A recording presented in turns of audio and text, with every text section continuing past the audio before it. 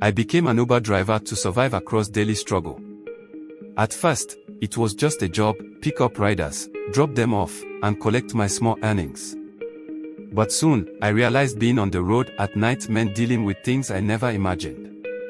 Some girls don't want to pay for their rides, instead, they offer what they think is a better deal. One night, a young woman flagged me down around circle. She was dressed sharp, like she just came from a party. "Boss, I don't have cash or momo, but I can sort you out in another way," she said, leaning closer to me in the front seat. I didn't understand at first.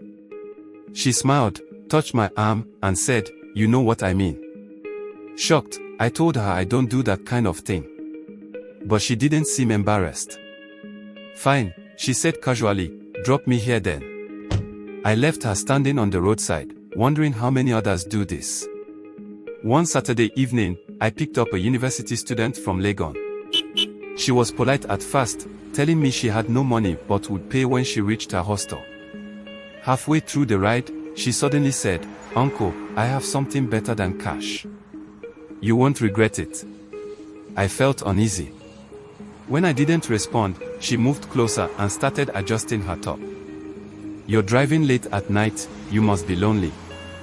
Let's make a deal," she whispered. Her words hit me hard. She was so young, and she was offering herself like it was nothing. "Sister, I'm not that kind of driver," I replied firmly. But she laughed and said, "Everyone has a price." I stopped the car immediately and told her to get out. She begged me to take her the rest of the way, but I refused. Around midnight on a quiet weekday, I picked up a well-dressed woman at Lebany. She looked classy and confident, so I didn't expect anything unusual.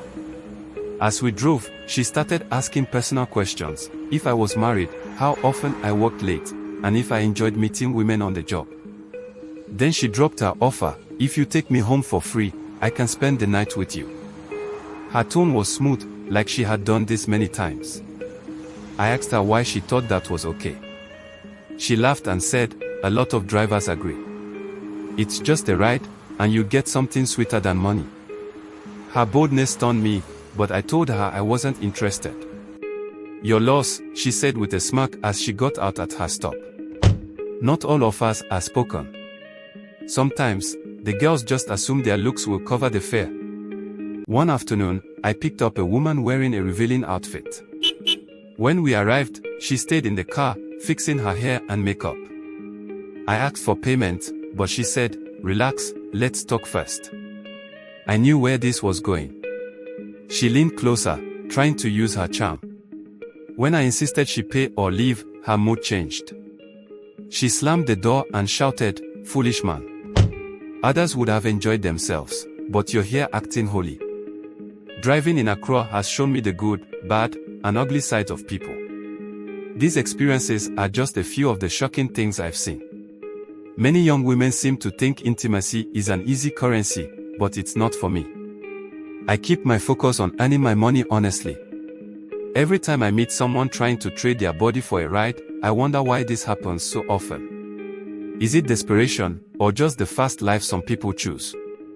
I don't judge, but I wish more people understood that not every driver will take such offers.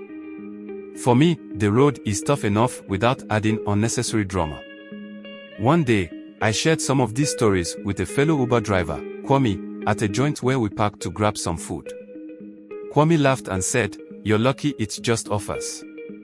Some drivers actually take the deal, and that's where trouble starts. Girls have set guys up for robbery, and some even record you to blackmail you later." I was shocked. So, these women aren't always desperate. Desperation. Some are hustlers, pure and simple. They know the game, Kwame replied. He told me about a driver who ended up losing his car after falling for one of these traps. Stay sharp. Not everything sweet ends well, Kwame warned. His words stayed with me. From then on, I made sure to trust my instincts even more. One of my most nerve-wracking moments happened around East Legon at 2 a.m. A young lady in a red dress requested a ride. She was on the phone when I picked her up, speaking loudly about some plan she had. She smelled of strong perfume, and I noticed she kept glancing at me through the rearview mirror. Halfway to her destination, she leaned forward and said, "Driver, I don't have cash, but I can give you a good time instead." My heart sank. "Please, I don't do that," I replied firmly. She laughed and said, "Relax, I'm not forcing you. But if you change your mind, let me know before we get there." I kept driving, ignoring her comments. When we arrived, she got out but lingered by the car, trying to persuade me. I just shook my head and left. Not every ride with these encounters is loud or dramatic. Sometimes, the danger is subtle. One time, a woman entered my car and stayed silent throughout the trip. She didn't say a word, even when I asked if she was okay. When we reached a stop, she simply said, "I don't have money, but I can come to your place if you want." Her calmness was eerie. I told her politely that I couldn't accept. She stared at me for a long moment before getting out without a word. As I drove off, I couldn't shake the feeling that something wasn't right. It reminded me that these situations are not just about money or favors, sometimes, they carry real risks. I've learned a lot from my time as an Uber driver in Accra. It's not just about the long hours or the tough roads, it's about understanding people. These encounters have taught me that not everyone values honesty, and some are willing to cross lines just to get by. But I've also learned to stand my ground. No matter how tempting or desperate the offer seems, I know what's right for me. I focus on my job, keep my boundaries clear, and avoid unnecessary trouble. Driving in Accra will always come with surprises, but now I know how to handle them.